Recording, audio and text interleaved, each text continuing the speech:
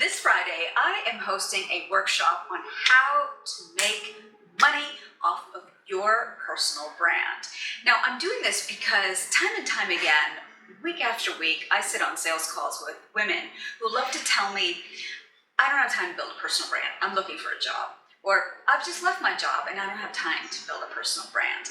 And I'm making the argument that you actually need to build the personal brand first in order to call in the opportunity that you are seeking.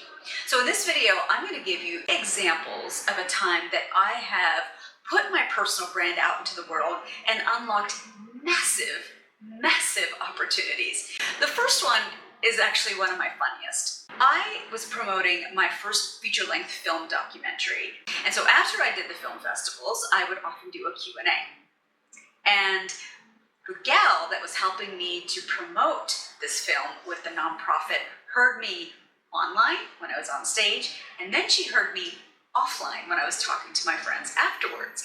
And she said to me, "Hey Joya, I have an opportunity for you to do comedy on Broadway at Caroline's.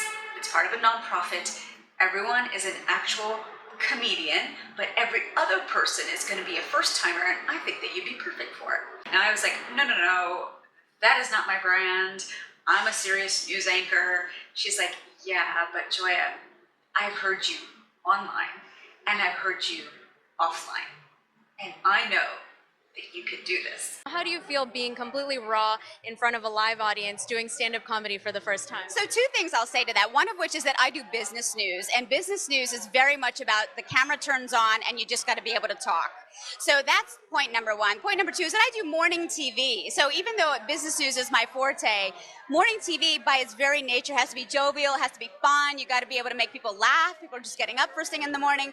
So that really all kind of dovetails into what's happening here tonight. I think the biggest nexus for me and what's happening tonight, of course, is the charity part of it, which is why I wanted to be a part of it. It's, of course, benefiting a maternal mortality initiative in India.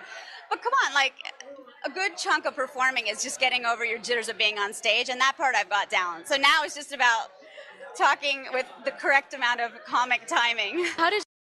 So that's an example of a time that I put my brand out there unknowingly and was able to clinch an opportunity to do comedy on Broadway. You gotta keep putting those goodwill deposits in the bank, even when you feel like nobody is listening to anything you have to say.